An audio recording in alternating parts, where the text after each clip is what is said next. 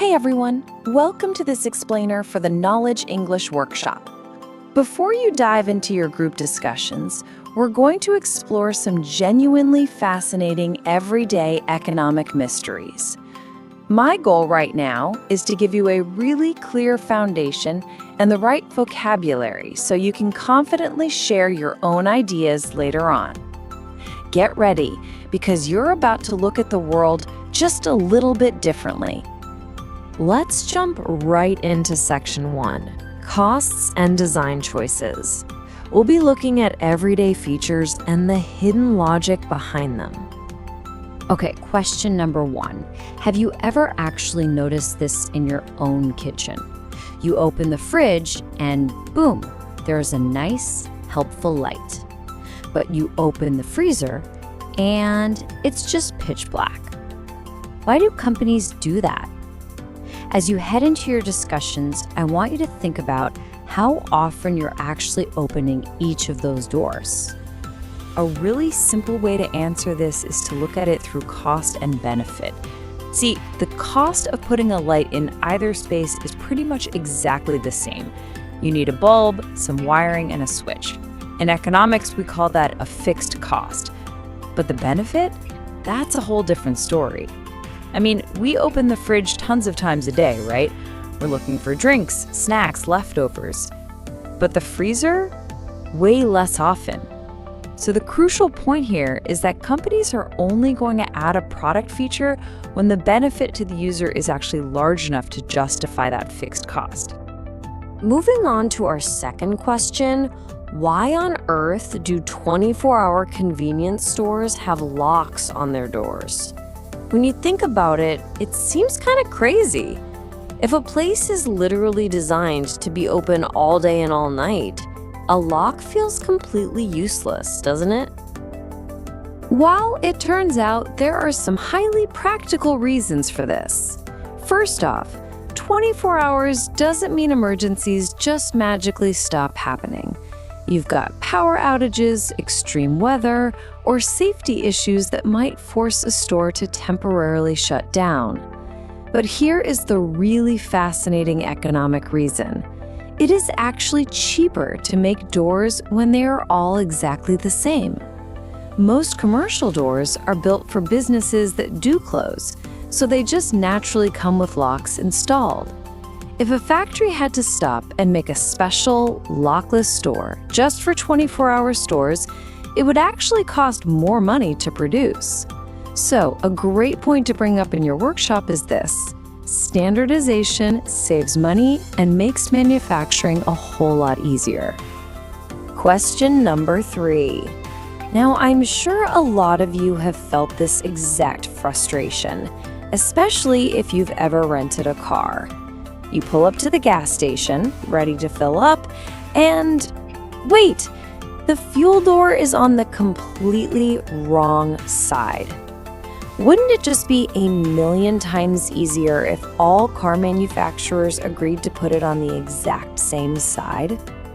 Actually, no.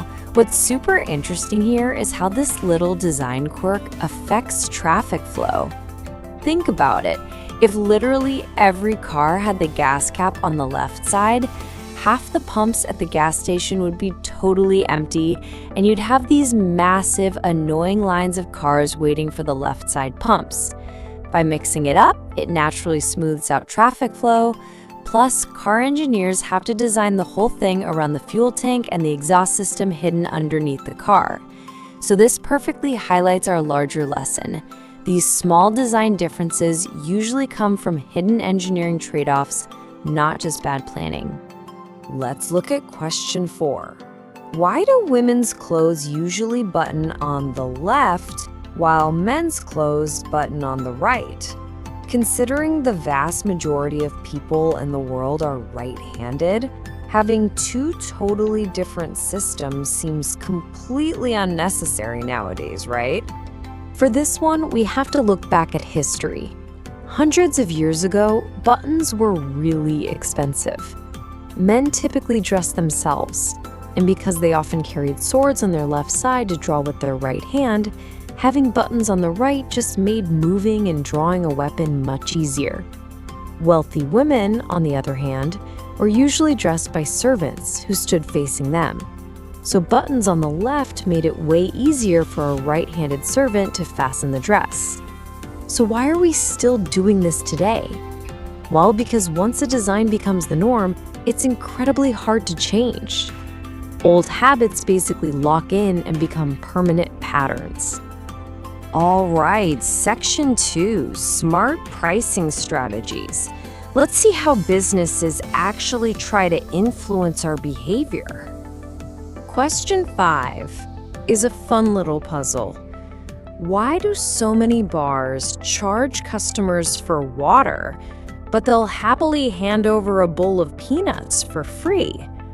I mean, tap water is practically free for the bar to provide, while buying bags of salty peanuts actually costs them real money. So why give away the expensive snack and charge for the cheap water? To tackle this in your discussion, you're going to need 2 really useful vocabulary words: compliments and substitutes.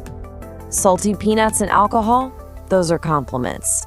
They go hand in hand and are consumed together. Eating those free salty peanuts makes you thirsty, which means you're going to buy more of those highly profitable alcoholic drinks. Water, though, is a substitute. If you're filling up on cheap water, you're probably going to order way fewer of those expensive drinks. So the lesson here is that businesses price their products based entirely on how they affect the sales of their main moneymakers. Let's check out question 6. When you buy a brand new laptop, you've probably noticed it comes loaded with a bunch of expensive software already installed. Sometimes the actual market value of all that software is higher than what you paid for the computer itself. Why on earth would a company just give all that away for free? This all comes down to a powerful concept called the network effect. See, software becomes way more useful when your friends, your coworkers, and everyone else is using that exact same software, simply because it makes sharing files seamless. Plus, let's be honest, software takes time to learn. Once you build a habit with a specific program, you really don't want to switch to a new one. So companies give you this software for free today because they are playing the long game. They want to build your loyalty right now, knowing you're highly likely to pay for those upgrades and monthly subscriptions down the road. Moving on to our final section, Section 3, Hidden Value and Costs. We're going to look beyond that initial price tag. Here is question 7, and this is a pricing surprise I'm sure we've all run into.